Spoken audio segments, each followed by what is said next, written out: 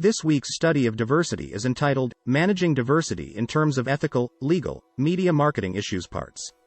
While a comprehensive study, I will divide this summary assignment into two parts, a discussion managing diversity in media and technology. Part 1. Managing diversity. There were 3 readings and 2 videos that focused on aspects of diversity in the workplace. While there were similar themes in each had a unique focus. The overarching message of all of the materials is that diversity, equity, inclusion and accessibility cannot be an option in organizations anymore. In order for organizations to be competitive in the 21st century and beyond, they get serious about diversity and inclusion and incorporate it into every aspect of their business. They must do more than meet quotas and offer annual training. They must identify and eliminate all barriers to truly embracing diversity and making it a part of a company's culture.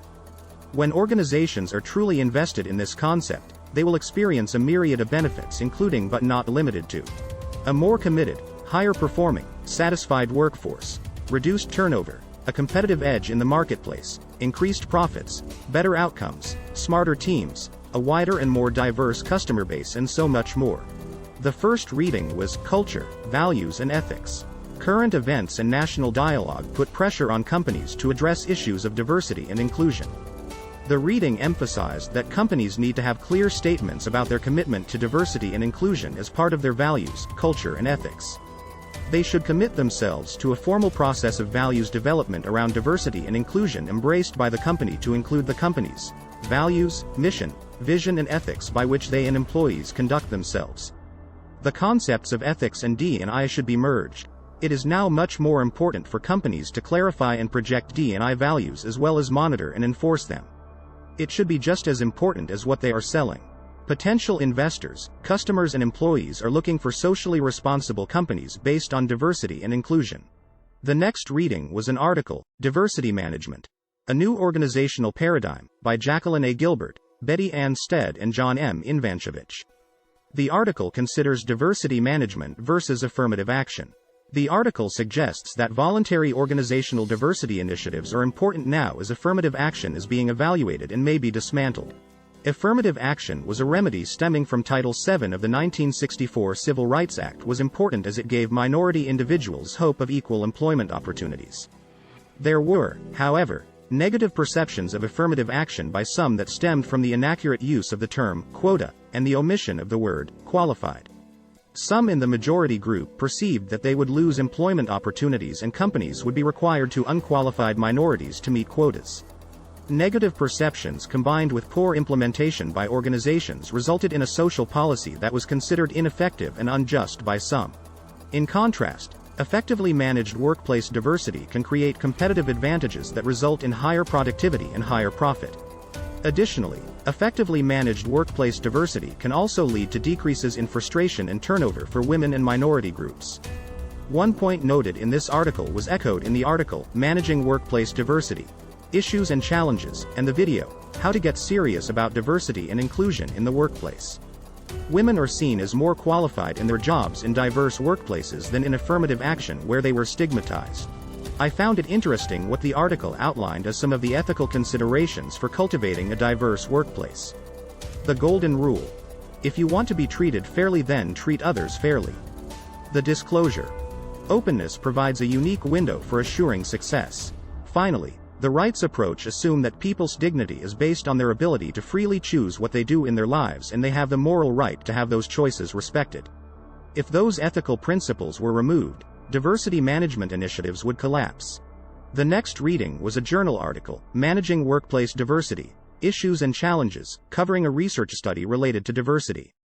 This research considered a number of concerns, including barriers for accepting workplace diversity, different perspectives of diversity across gender and age groups, strategies to increase inclusiveness, and more. The findings concluded that organizations with diverse employees are better suited to serve diverse external customers in an increasingly global market. Most employees are positive that they can cope with diversity. Discrimination was the most frequently encountered barrier for accepting workplace diversity, followed by prejudice and ethnocentrism. The study clearly emphasized that organizations should take measures to manage diversity to harness and leverage the potential of all employees to gain and retain a competitive advantage. I will summarize to the second video first. It is, Why Diverse Teams Are Smarter. This was a Columbia Business School executive education webinar. Professor Catherine Phillips was interviewed. Professor Phillips shared what she has learned after over 20 years of research comparing homogeneous and diverse groups. Diversity can be on one of two levels. The first can be surface-level differences that we can see like gender or race. The other is a deeper level of diversity like work style, knowledge, perspective, political views, and others. Teams should be brought together with an array of diversity. She has found that diverse groups tend to outperform homogeneous groups. Their deeper level diversities are more likely to come out when they experience surface level diversity. That benefits the team. Diverse groups seem to have more engagement as they shared their unique knowledge and perspectives. Ultimately, Professor Phillips found that the value found in cultivating diverse teams is not simply because the people who are different are bringing different information. Everyone changes their behavior when in the presence of diversity. Diversity jolts us into cognitive action in ways that homogeneity does not. I will return to the first video, a TED Talk entitled, How to Get Serious About Diversity and Inclusion in the Workplace by Janet Stovall. She proposed that single-mindedness can destroy racism. Businesses must get single-minded about racism. To make that happen, they must borrow from the Project 87 plan that she devised while she was in college.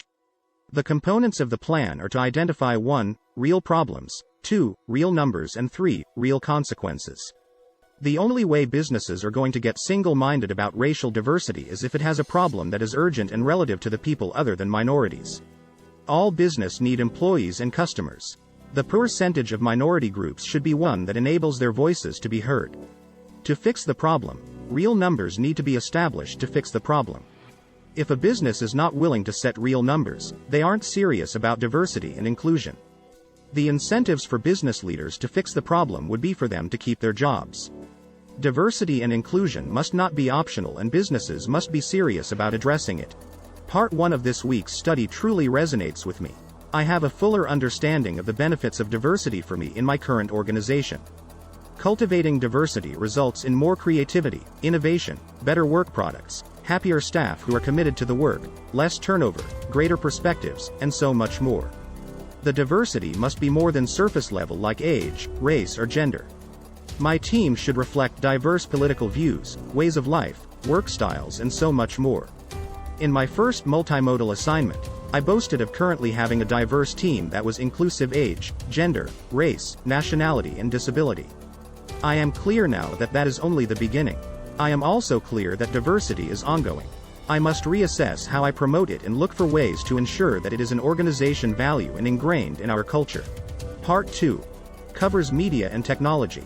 There is a clear tie to technology and media in a course of diversity and global awareness. Technology is expanding our boundaries, and media is affecting how we perceive and interact with each other. All of the technological advances like internet access, computers, and cell phones that I enjoy in suburban Washington, D.C. are not available on the same levels in all communities. Technology inequality gaps are widening as technology advances. There are two forms of technology stratification in our country. The first is class-based.